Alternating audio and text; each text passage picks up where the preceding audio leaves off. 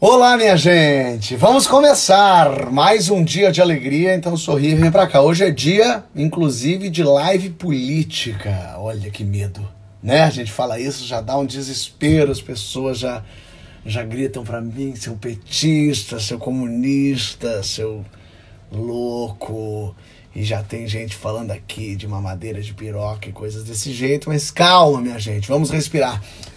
Eu dei esse início, eu tenho feito as lives de segunda a sexta às 7 da noite, sempre batendo papo com gente legal.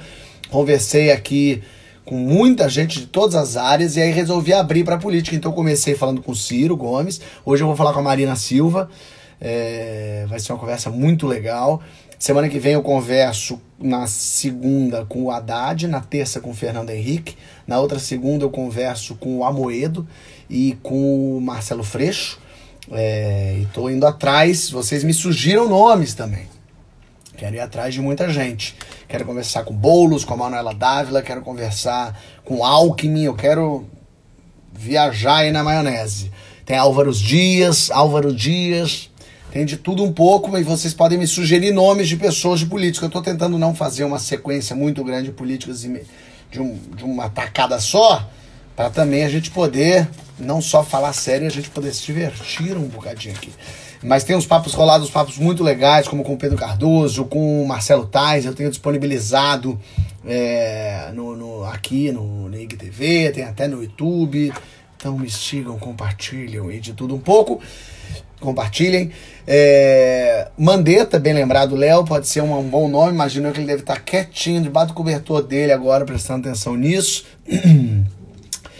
E hoje, então, aí o que tem acontecido? Funcionou muito com o Ciro, eu tirar o comentário de vocês. Eu sempre deixo os comentários, as pessoas falam de tudo um pouco, mas como política tem movido um pouquinho as pessoas para um lado curioso, eu tirei os comentários com o Ciro, achei que funcionou. Falei com a Tabata já topou também, vai participar, só preciso, na verdade, eu fiquei devendo uma data para ela.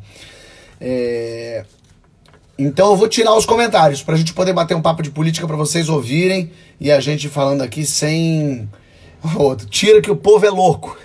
O Léo Abreu. É isso aí. Ó, o Rogério Morgado já meteu um comunista. Minha mãe está aqui, firme e forte também, saudades dela. E a Marina, vamos ver se a Marina já tá por aqui. Deixa eu ver se ela já está presente. Marina, se estiver por aqui, manda um oi pra gente na mensagenzinha aí, que daí eu te puxo pra dentro. Manda só uma mensagem dizendo oi, cheguei, que daí eu puxo você pra dentro da nossa conversa, do nosso bate-papo. Muita gente legal aqui já entrando, já falando. A Claudinha Jovan, minha parceira de roteiro. Marina. Cara, Marina, tô aqui, mas não é a Marina Lanz, não, é a Marina Silva mesmo. Vamos ver, assim que a Marina chegar, a gente puxa pra dentro. E vocês me sugiram nomes também. Eu já até notei uns de ontem que eu conversando aqui, eu tenho que ir atrás. A gente já tá agendando gente lá pra frente, tá sendo muito legal. Vou começar a fazer umas lives também com o pessoal que tá envolvido com uma série de atividades. Aliás, só para lembrar, hoje às 9 da noite tem risadaria. Ótimo, alguém até lembrou, Johnny Barros aqui falou. Às 9 da noite tem uma live no YouTube do Risadaria em Casa. Significa que vários comediantes hoje tem Marco Luque, Leandro Hassum, eu, Marley Cevada, Paulo Vieira. Vamos estar lá fazendo uma live de comédia para vocês, para angariar alimentos e mantimentos para os mais necessitados nesse momento. Então entre lá, 9 horas vai ter stand-up de um monte de gente. Paulo Bonfá é quem coordena tudo isso. Ah, Mariana Godoy era legal mesmo. Alguém falou aqui, deixa eu até anotar. Ó. Mariana Godoy. Muito bem. Marina já está por aqui, Marina? Deixa eu ver. Deixa eu pesquisar se Marina já está entre nós. Marina Silva já está aqui. Então, perfeito. Vou tirar vocês daqui e vou chamar a Marina pro bate-papo. Um beijo pra todos. No final eu volto pra gente conversar. No final eu volto pro bate-papo. Ó ela aí, ó. Já tá aqui. Desativar comentários. Que medo. E agora sim... eu vou ali falar com a Marina, que eu já achei. Marina Silva. Quero só ver se eu puxei a pessoa certa. Vamos ver. Nossa Senhora. Ih, não tá entrando, Marina. Tá com alguma coisa na internet aí, ó. Uhum. Que eu não tô vendo você. Peraí. Vamos chamar de novo. Pra gente ter bonitinho. Também qualquer coisa a gente... Até aqui, Marina Silva. Puxei de volta. Vamos ver. Agora entrou. Vem, Fábio. Que prazer falar com você. Também. Vamos falar contigo também. Muito bem. Você está confinada na sua casa em que lugar do Brasil? Em Brasília, estou desde o dia 1º de março. Caramba, e você é grupo de risquíssimo, né, Marina? Eu sou de ultra risco, porque já tenho 62 anos e muitas malárias, muitas hepatites, tantas coisas, então eu sou de ultra risco. Você tem que ficar quietinha aí, não dá nem para ir em manifestação no meio da rua, né, Marina? Não, imagina, Deus me livre, isso aí é coisa de gente que não quer ajudar a passar essa pandemia, né? Quem vai para manifestação em rua. Você acredita que tem gente, bom, que tem gente, sempre tem gente de todo tipo, mas você acredita que existe um grande número de pessoas que quer que dê errado mesmo, que quer só gerar confusão, que quer ir lá e quer passar essa doença mesmo? Você acha que tem esse tipo de gente, Marina? Eu acho que tem um grupo que tem falta de informação, um grupo que não tem noção e um grupo que age de má fé. Os sem informação, os sem noção e os de má fé. Os de má fé são aqueles que têm todas as informações, inclusive têm a noção, mas ficam estimulando as pessoas a irem para a rua, porque elas têm uma escolha. Elas escolheram, em primeiro lugar, a economia, como é o caso do presidente Bolsonaro, que deliberadamente ele fica estimulando as pessoas que têm que voltar ao trabalho, sem dizer para as pessoas que a pior forma de fazer com que a economia não consiga caminhar é se nós tivermos um colapso total do sistema de saúde do Brasil. Aí nem empresas, nem serviços essenciais, nada funciona. Então, são os de má fé, os sem noção e os sem informação. Agora, as pessoas estão muito preocupadas, com toda a razão, com a economia. Eu digo as pessoas, o pequeno empresário, ou enfim, quem está, até os grandes empresários, e realmente é um problema, né? Assim, porque eu acho que pareceu, como a gente está no momento que se quer polarizar tudo, ou é sim ou é não, ou é esquerda ou é direita, como se esquece a economia, não estamos nos importando com a economia, que todo mundo vá à falência, não tem importância. Quando, na verdade, não é esse o discurso. A preocupação maior é com a saúde, mas também há uma preocupação com a economia. Como você... que tipo de preocupação você tem com a economia quando isso for retomado e o que fazer com esse bando de brasileiro, esse monte de gente, esse monte de cidadão que está falido, Marina, que vai perder tudo? Primeiro, eu concordo com você de que não se deve ficar polarizando uma coisa dessas. Não se pode polarizar entre comer e viver.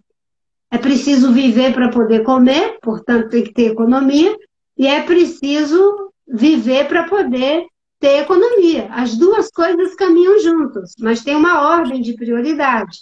É preciso que a gente preserve a vida.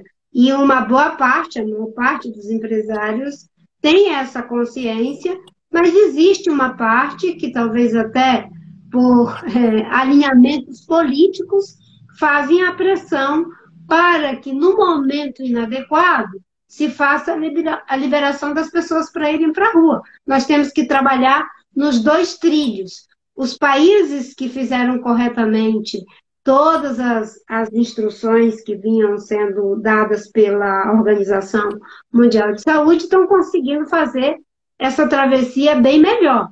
E estão fazendo quase que um processo de artilharia. Não é? Por exemplo, a Alemanha fez uma liberação, saiu um grupo de pessoas, agora está voltando a aumentar de novo os casos de pessoas contaminadas e eles provavelmente vão ter que se recolher. Singapura, por exemplo, Teve um primeiro surto, eles controlaram, liberaram, agora terá, digamos, está tendo um segundo surto novamente. Então, essa doença que não tem vacina, que não tem tratamento, que não temos conhecimento de como lidar com ela, ela vai lidando com a gente quase que como uma artilharia. Serviços essenciais não podem parar e, claro, nós temos que dar conta dos processos produtivos para não ter crise de abastecimento. Exatamente por isso que aqueles que podem fazer o home office, aqueles que podem ficar em casa, não devem colapsar o sistema até em nome daqueles que estão se sacrificando por todos nós. E, digamos, as ajudas que são dadas a pequenas e médias empresas, às pessoas que estão na informalidade, é o Estado bancando para que elas contribuam com o sistema de saúde.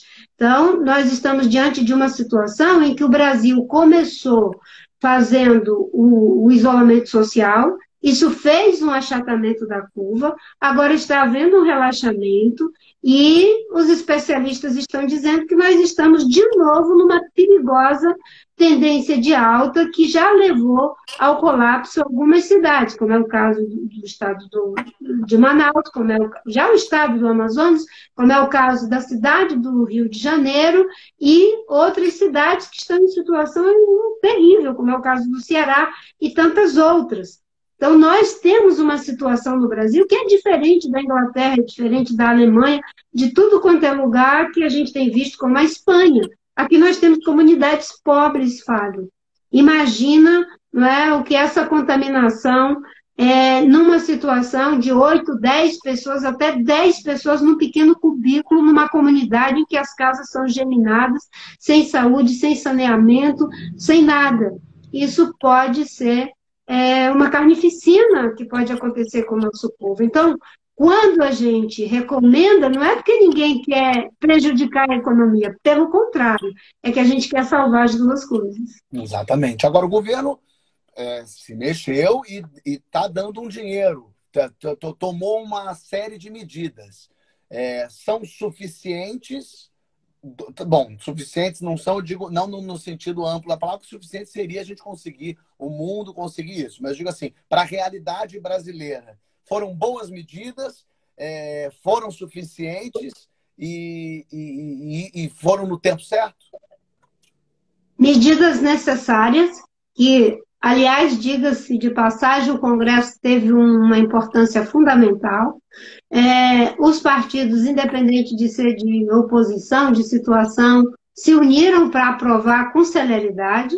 Quem não teve a celeridade e a agilidade para fazer o atendimento das pessoas é o próprio governo federal, porque hoje a gente vê as pessoas amontoadas nas filas, na frente da Caixa Econômica Federal, tentando sacar esses recursos em risco de contaminação e pessoas que já estão passando por muitas necessidades.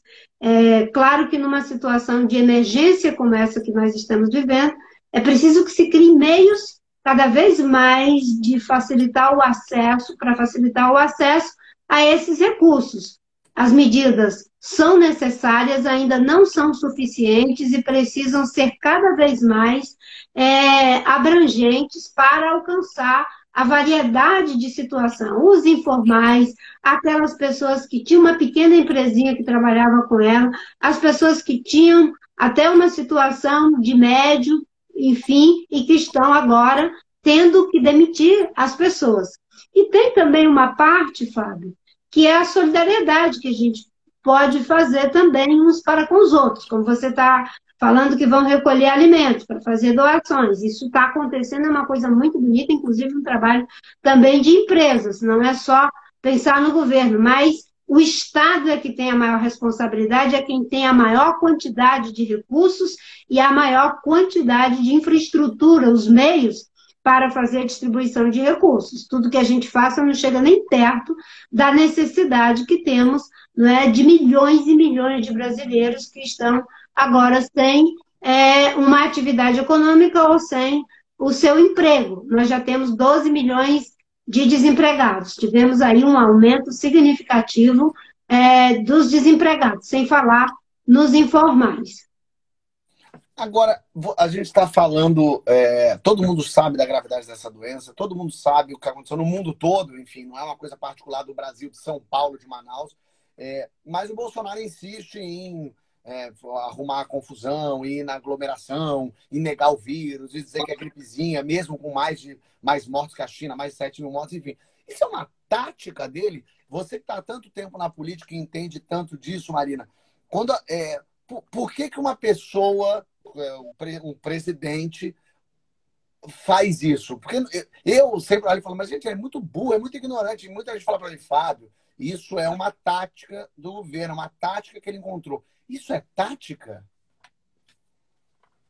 Na minha percepção, o Bolsonaro ele aposta no quanto pior, melhor para os devaneios autoritários dele. Não é que seja melhor para ninguém, é para os devaneios autoritários dele. Ele já chegou à conclusão de que ele não tem competência técnica, ele não tem capacidade política e ele não tem compromisso ético para governar numa democracia. Mas você acha que ele tem isso racional? Desculpe te interromper, só porque você falou, ele já chegou a essa conclusão. Você acha que isso é racional? Ele percebeu que ele não tem essa condição? Você acha mesmo? Se é racional ou apenas intuitivo, ele opera desse jeito, né? E nem tudo aquilo que é racionalizado não significa que não seja percebido, vivido, sentido e, sobretudo, atuado, que as pessoas atuem, que elas transformem em ato aquilo que elas estão sentindo, que elas estão desejando. O Bolsonaro, ele transforma o desejo dele em ato, e isso tem consequências práticas, né? Então, no meu entendimento, ele percebe que não consegue governar numa democracia e ele está indo para o tudo ou nada. Ou é um governo à imagem e semelhança dele, com autoritarismo, onde Fábio não pode criticar, ninguém pode, a imprensa não pode, e aí ele nada de braçada.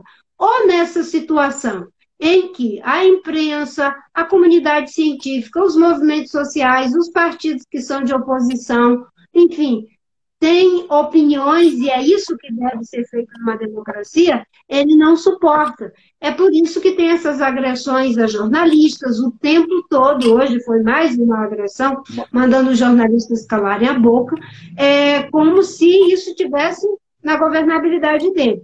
Uma outra coisa que faz com que ele vá para isso tudo ou nada é que, né, ele tenta criar uma situação de descontrole, no meu entendimento, para justificar os devaneios autoritários dele, estado de sítio, sei lá que tipo de medida ele gostaria de tomar diante de uma situação como essa, que lhe dê plenos poderes, aliás, como alguns, poucos estão fazendo, mas estão fazendo aí mundo afora, em nome da pandemia, aproveitando para os seus, digamos, as loucuras autoritárias.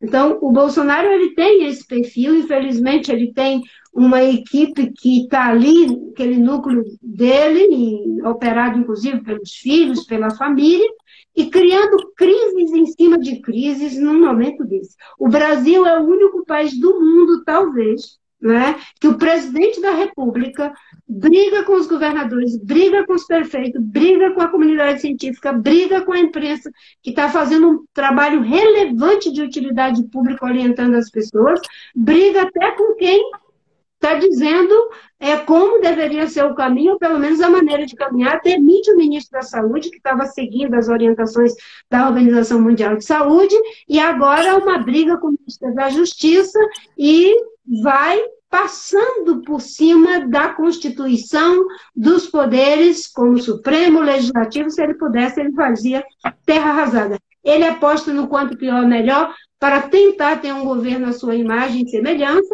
ou ele diz, se não for isso, ele talvez queira mesmo ser empichado para se fazer de vítima e consolidar o fundamentalismo político que está em torno dele. Há um grupo de fundamentalistas, e isso acontece tanto no espectro da direita quanto da esquerda, que não importa a realidade. Eles vão dizer Ave César para qualquer coisa que essas pessoas façam. É só olhar o que está acontecendo na Venezuela. O Bolsonaro é a mesma coisa do Maduro pela de extrema-direita. O Maduro faz atrocidades que são inaceitáveis em nome de ser de esquerda, entre aspas. você usou a expressão ou tudo ou nada. Você acha que ele já esse ano é o ou tudo ou nada dele, sendo que o nada é o impeachment mesmo? Estamos perto de ver esse ou tudo ou nada acontecer real, assim?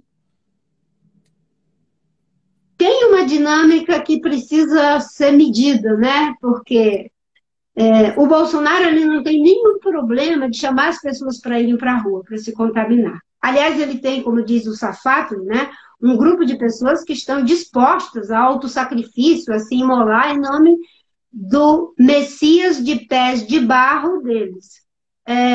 E nenhuma pessoa com responsabilidade ética, com respeito à vida, responsabilidade política, vai fazer qualquer tipo de mobilização que leve à contaminação. Então, existem vários pedidos de impeachment, existe o processo do Ministério Público que está agora, não é, em avaliação, em andamento, com as denúncias gravíssimas que foram feitas pelo ex-ministro Sérgio Moro, e tudo isso terá desdobramento. Pedido de impeachment é que não falta.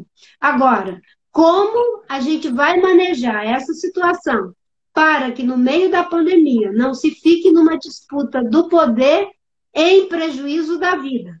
E eu até fiz um escalonamento, uma espécie de tripé. Nós temos que, nesse momento, trabalhar a defesa da vida, a defesa e a proteção dos direitos e a defesa da democracia. Uma coisa não tem como se separar da outra, mas fazendo sempre a correta mediação, porque os médicos estão sendo contaminados, os enfermeiros, as pessoas da limpeza. Daqui a pouco, essas pessoas vão se sentir totalmente desamparadas se, em vez de estarmos priorizando a vida, estivermos numa situação de completo caos político. Então, a oposição tem trabalhado alternativas, né? São os panelaços, as formas de mobilização. Agora mesmo um grupo de partidos, a Rede, o PSB, o PV, o PDT e acho que também o Cidadania, né, estão fazendo uma ação política chamada Janela Democrática, né? Todo mundo vá para a sua janela organizadamente se manifestar, mas na sua janela, sem nenhum tipo de contato para que a gente contribua com o achatamento da curva. Acho que tem medidas que a gente pode fazer para desautorizar o Bolsonaro. Quando ele vai para uma manifestação e diz que o Exército está com ele, foi correto. Eu entendi que as Forças Armadas desautorizaram o Bolsonaro. Aliás, eu tinha postado isso, de que as Forças Armadas precisavam desautorizar o Bolsonaro. E quando ele diz o Exército está do meu lado, contra o Supremo, contra o Congresso, contra a liberdade de imprensa, então precisava dessa desautorização. As Forças Armadas não pertencem ao governo de plantão, elas pertencem ao Estado brasileiro. O Estado brasileiro se orienta pela Constituição Federal, e a Constituição Federal está acima, inclusive, do governo de plantão.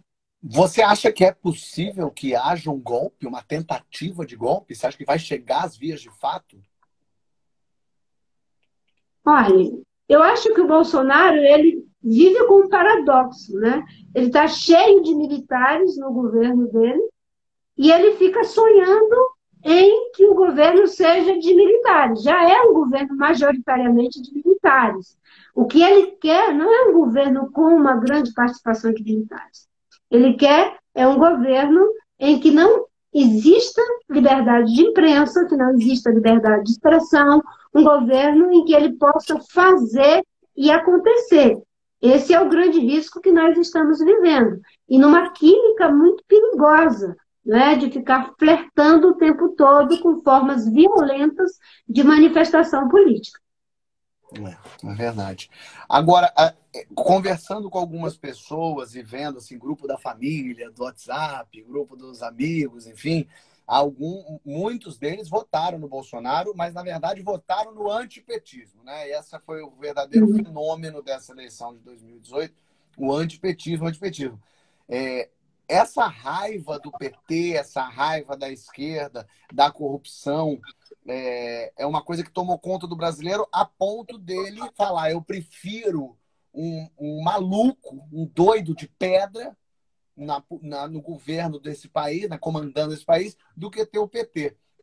O PT ele é tão ele causa tantas coisas nas pessoas que até Marina apoiou Aécio Neves, de tanto que o PT causa isso na gente. O que acontece com esse sentimento de antipetismo, Marina? O que o PT foi uma decepção para muita gente e deu raiva em muita gente? Como é que a gente destrincha um pouco você que foi lá atrás do governo petista e saiu disso? Me faz aí um histórico um pouco do PT no governo para entender de que momento o PT vai de salvador da pátria, de Messias, a eleger o Bolsonaro. Me fala um pouquinho dessa trajetória, inclusive te incluindo nessa trajetória aí. Eu acho, Fábio, que essa situação que nós temos hoje com o Bolsonaro, com tudo que ele representa de ameaça à saúde pública, à democracia, às instituições, a um governo minimamente, não é, com qualquer compromisso com aquilo que são as pilastras de uma democracia ocidental. O Brasil já está se afastando do que é uma democracia ocidental. Não é só do que é um país liberal, como eu vi uma avaliação hoje. É mais do que isso, é mais profundo. O Brasil já está no limiar do que é ser uma democracia ocidental. Não respeita índio, não respeita gay, não respeita, inclusive, a liberdade de escolha das pessoas. Ele quer impor a sua forma de ser, a sua forma de estar no mundo para os brasileiros e brasileiras, quando a nossa Constituição assegura a liberdade religiosa e as liberdades individuais. Então, o Bolsonaro já está se afastando do que é uma democracia ocidental. E a lição que nós temos de tudo isso, e eu venho defendendo isso desde sempre, eu acho que o grande erro nosso no Brasil é de fazer a escolha ante alguma coisa em lugar de ser a favor daquilo que você acredita. Eu sempre entrei na disputa política afirmando aquilo que eu acredito. Eu acredito que a gente pode ter um país que protege a natureza, que promove justiça social, que tem uma responsabilidade ética com os recursos públicos, que tem prosperidade, igualdade de oportunidade para as pessoas, com educação de qualidade, saúde pública. Eu acredito nisso. E entrei 3 vezes para fazer uma disputa afirmando esses valores, essas propostas e esses princípios. Mas eu vi as disputas serem feitas, né, já que você falou no Aécio, né, essa polarização ela era antes PT, PSDB, mas sempre um negando o outro e sem afirmar aquilo que a gente deve pensar para o país. Aliás, o problema do Brasil foi ter se afastado do que é um projeto de país para ficar em um projeto de poder. Ter se afastado do que é um projeto de nação para ter ficado apenas na disputa das eleições. E você não está falando só especialmente dessa eleição de agora, né? Não, isso já vem. O Brasil é um país polarizado historicamente. Nós éramos polarizados entre o Império e a Colônia, nós fomos polarizados entre se era monarquia ou era república, nós fomos polarizados entre indústria e agricultura, depois nós fomos polarizando entre democracia e ditadura, depois passou a polarizar entre partidos, se era Arena ou MDB, depois é PT, PSDB, e hoje nós chegamos no empobrecimento de que já não é mais ideia, já não é mais um coletivo, já não é mais projeto de economia, de país ou de mundo. É a polarização entre bolsonarismo e lulismo. Isso é o cúmulo do empobrecimento político de um debate para um país como o nosso. Então, quando eu vejo essa história de que as eleições foram anti isso, anti aquilo, o Bolsonaro, claro, era anti-PT. Nem tinha um programa de governo. Bolsonaro não tinha programa de governo. Ele quase que ganhou com um cheque em branco. Inclusive, fazendo promessas e propostas totalmente contrárias ao Estado Democrático de Direito, contrárias à defesa dos direitos humanos, das liberdades que são tão caras àqueles que lutaram pela democracia. Foi assim que ele conseguiu chegar ao poder. Eu acho que essa situação está nos ensinando a fazermos as nossas escolhas com base em princípios e valores. Se eu tenho valor, a democracia como um valor, os direitos humanos como um valor, não é? Eu não posso abrir mão disso em função de circunstâncias, nem para ganhar votos e nem para proteger aliados. Isso é o que eu acredito e é o que funciona no mundo. Acusam muito o PT de promover essa polarização lá atrás, por exemplo, com o PSDB, e que o PT usava muito esse artifício do nós contra eles. Você que estava lá dentro, você acha que faz sentido esse argumento? Faz total sentido. Aliás, o Bolsonaro, ele, de certa forma, foi, digamos assim, chocado no ninho dessa polarização. E o PT achava que era mais fácil ganhar do Bolsonaro do que de qualquer um. Aliás, a forma como se comporta continua dando essas sinalizações, né, de que deixa o Bolsonaro sangrando porque é mais fácil de enfrentar o Bolsonaro. Eu não concordo com essa visão. Acho que a falta de autocrítica que é feita pelos partidos de esquerda e os partidos de centro-esquerda, elas fazem um mal muito grande para a nossa democracia. E eu não sou de fazer política de terra arrasada, Fábio. O PSDB deu uma contribuição importante com o Plano Real. O PT deu uma contribuição importante com as políticas sociais, como Bolsa Família. Mesmo o antigo PMDB deu uma grande contribuição lá atrás no processo de reconquista da democracia, mas se perderam em projetos de poder pelo poder. Os envolvimentos em corrupção são justificados, não é, pela ânsia do poder, quando não eram aqueles que queriam enriquecimento ilícito mesmo. Isso criou uma grande decepção nas pessoas e é isso que faz com que elas, em vez de votar, né, porque tem um ideal, porque tem um sonho, porque quer uma saúde melhor, um Brasil melhor, uma educação melhor, mais emprego, vota para eliminar um ao outro. Você ficou quanto tempo no PT?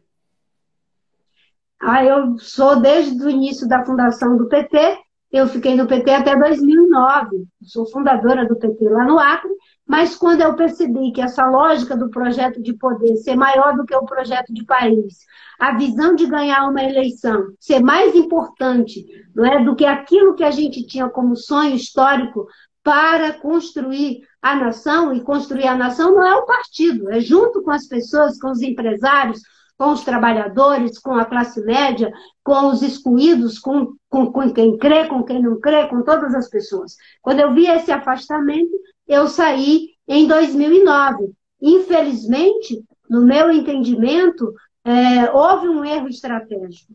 Dois partidos da social-democracia, PT e PSDB, nunca foram capazes de conversar a favor do Brasil.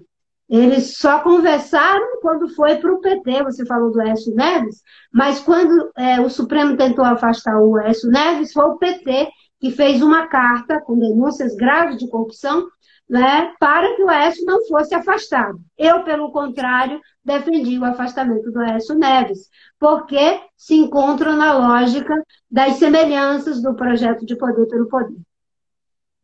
Você, em 2014, teve uma disputa ali, foi uma eleição muito curiosa, muita reviravolta ali também na eleição.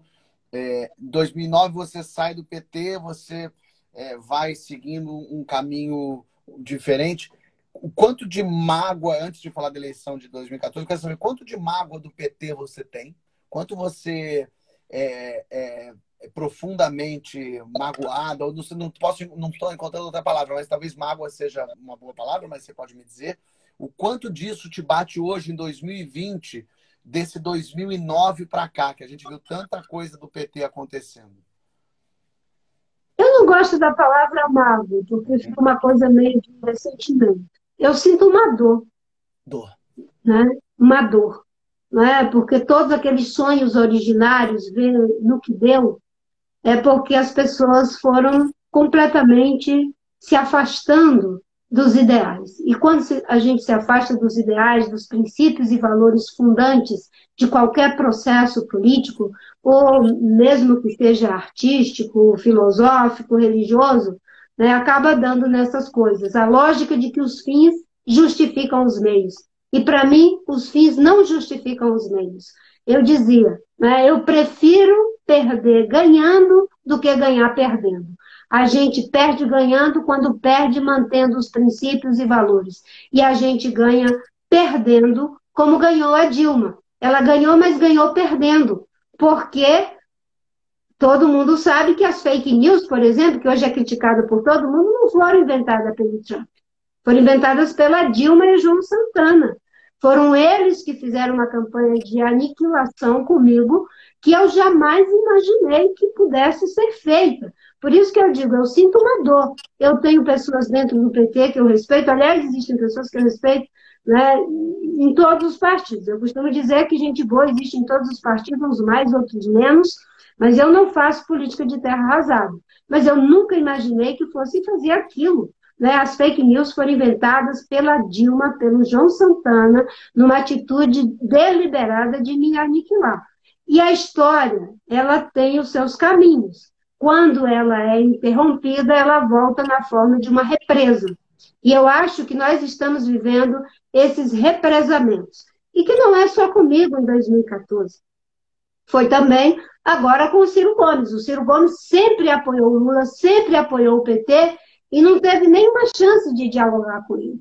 E eu estou falando isso, eu era uma outra candidatura, estava representando, digamos assim, um outro esforço que vinha desde 2010, mas o PT não deu nenhuma chance para o Ciro Gomes. Ou seja, é uma visão unilateral das coisas, não é? E em alguns aspectos, como a gente vê, uma visão unilateral agora. Né? A política tem que ser um lugar onde você é capaz de mediar a partir de princípios e valores. Né? Sem isso, a mediação fica enviesada.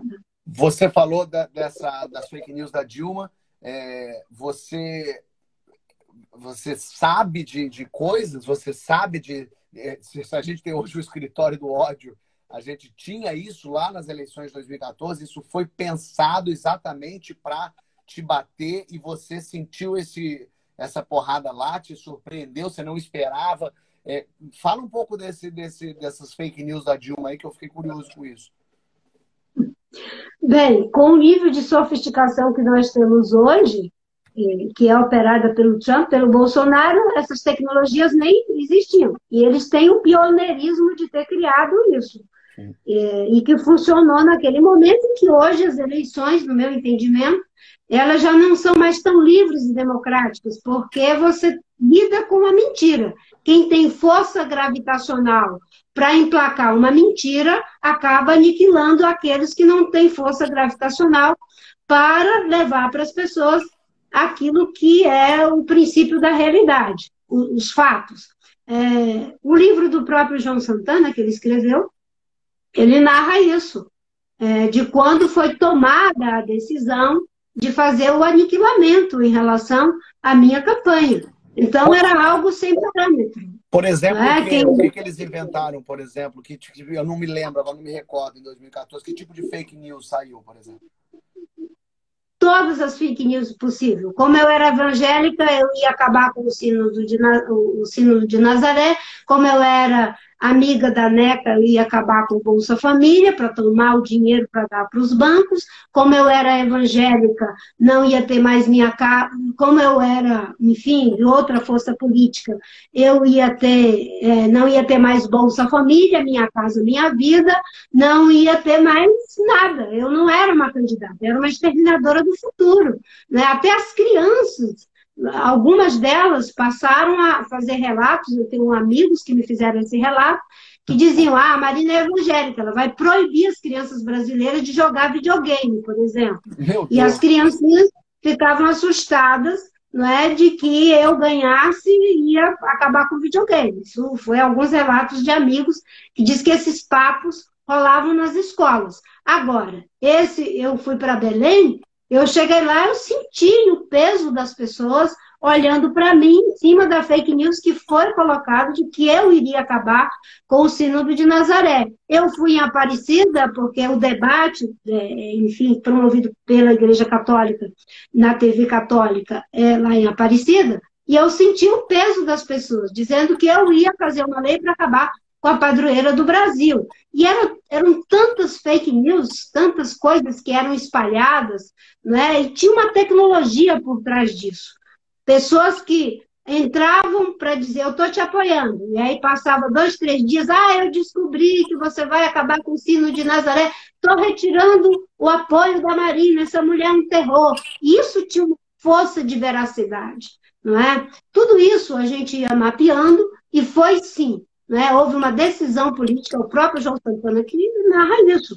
Obviamente que com aquela dinheirama toda que ele mesmo foi preso em função delas e tudo que vocês sabem do Petrolão. Agora, né, você está me perguntando sobre isso, eu estou falando, mas é por isso que eu digo, eu sinto dor, graças a Deus não sinto mágoa, porque eu nunca pensei que fosse uma mulher a tentar destruir a biografia e aniquilar outra mulher. Eu sempre esperava a sororidade das mulheres, né? Até porque em 2010 nós fizemos uma campanha bonita. Eu tinha a expectativa da mesma campanha. Eu me lembro que, como a gente trabalhou juntas, quando eram os debates, eu passava no camarim da Dilma, passava do Serra, passava do Eduardo Jorge, de todo mundo. A gente estava ali numa disputa, na época, do Eduardo Jorge, não, em 2010 o Eduardo Jorge estava comigo, foi em 2014 o Eduardo Jorge. Mas a gente estava numa disputa que tínhamos diferença, era um debate duro, mas ninguém se tratava como inimigo, como alguém para ser aniquilado.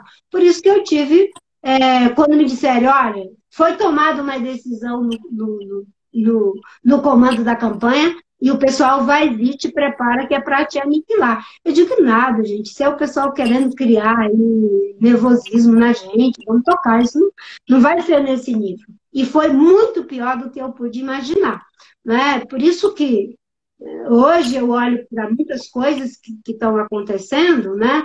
É a continuidade, porque a gente tem aquela história de que se sou eu fazendo contra alguém, não é? Tudo bem, isso aqui está purificado. E não é assim.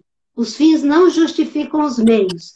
Eu não posso ganhar uma eleição mentindo da Dilma, inventando coisas que ela não fez, quando nós éramos colegas no Ministério.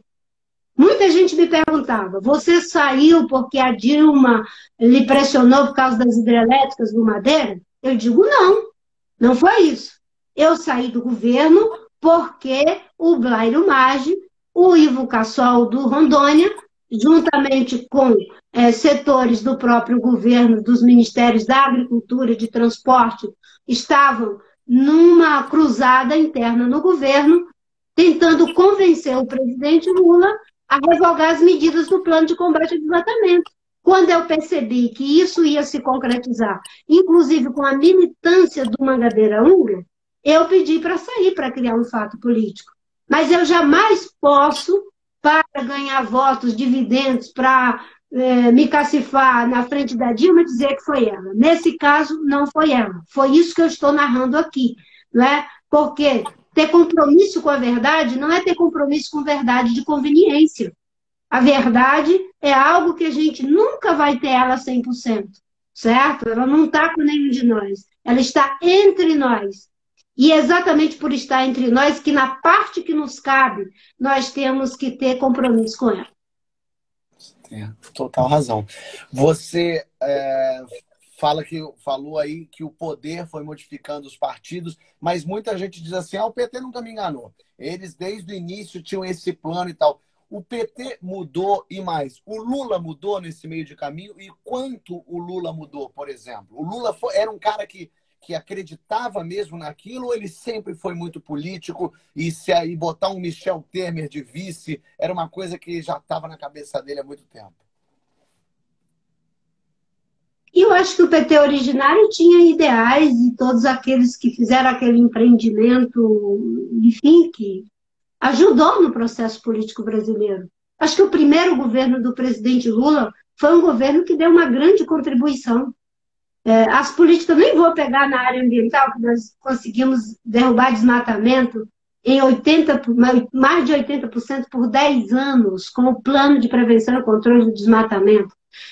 Eu pego as políticas sociais, que é um exemplo que não me envolve diretamente, para poder ter alguma equidistância. Isso foi algo muito bom.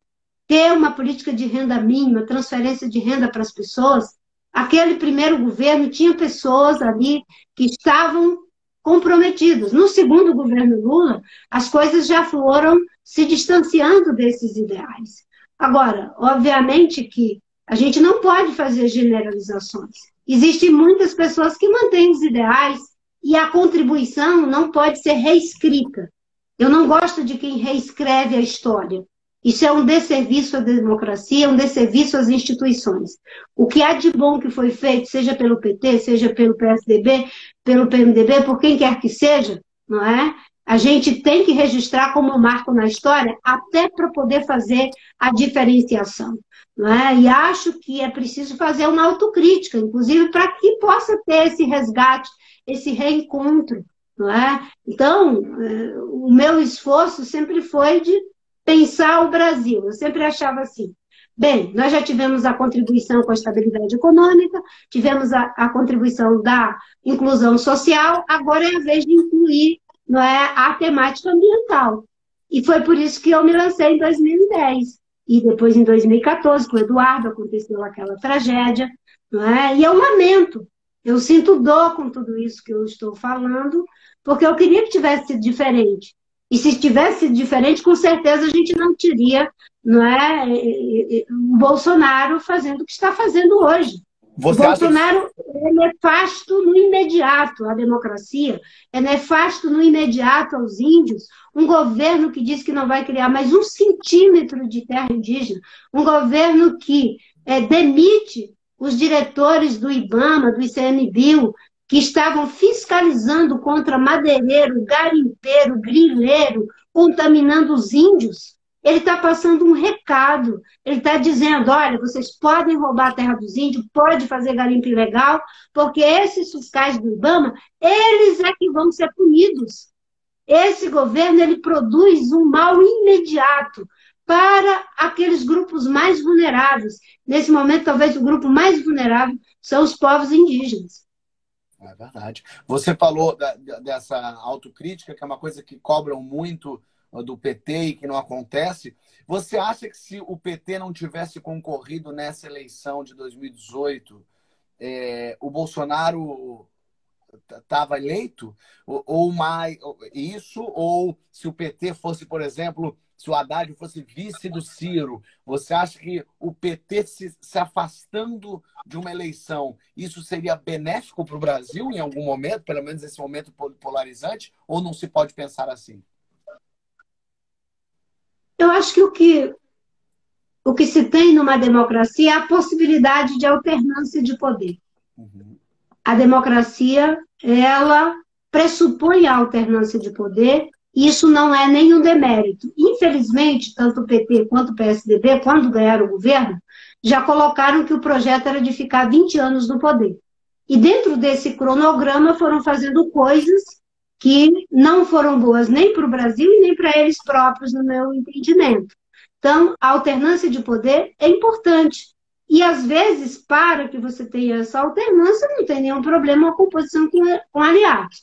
Agora, mais do que essa questão de se compor, porque eu acho que o espaço para o diálogo, eu trouxe o exemplo do Ciro, porque eu sei o quanto o Ciro lutou para tentar ali algum tipo de aproximação, e não houve nenhum tipo de reciprocidade, né? Mas mais do que essa questão das táticas eleitorais, né, que, enfim, a gente poderia colocar aqui, eu acho que houve um erro, e aí foi um erro de todos nós, e nesse eu me incluo, foi de subestimar o Bolsonaro.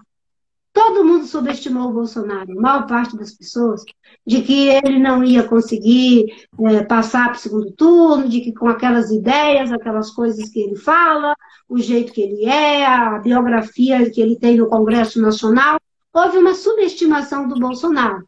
No caso do PT, eu acho que a subestimação foi acompanhada da ilusão de que seria mais fácil ganhar dele do que de qualquer outro. E não foi. Né? E aí a gente tem que olhar um pouco para o que está acontecendo, um pouco de humildade. Né? as pessoas, elas estão fazendo uma crítica a todos nós, de alguma forma, e a gente tem que olhar para essa crítica. Eu, por exemplo, né, 2010 eu tive 19 milhões de votos. Em 2014 eu tive 22 milhões de votos. Agora eu tive, enfim, 1 milhão de votos. O que aconteceu? Por que não foi possível fazer prosperar uma alternativa que levasse, né, as pessoas a caminhar para aquela ideia que eu falei, né? Agora é a vez de um país socialmente justo, economicamente próspero e ambientalmente sustentável, como a Marina. Não fomos capazes de fazer, dar densidade a esse processo político. E, claro, tem um contexto altamente polarizado, que não se dispõe a essa polarização doentia e tóxica, não tinha um lugar. Mas isso também foi uma escolha. Foi uma escolha de não entrar no rol da polarização tóxica. Marina, a nossa live, ela quando dá 1 hora, ela cai. Então eu vou fazer o seguinte, eu vou desligar ela, salvar e vou voltar para a gente continuar conversando mais um pouquinho, tá? Só para ela não cortar na nossa frente. Então, assim que eu voltar para lá, você volta e eu te chamo de volta. Tá, eu vou, enquanto isso, chamar a minha auxiliar aqui, a minha filha Moara. Boa, maravilha. Operar comigo. Pronto, então perfeito. Então, ó, fiquem aí. Eu vou sair só para zerar isso aqui e eu volto com a Marina.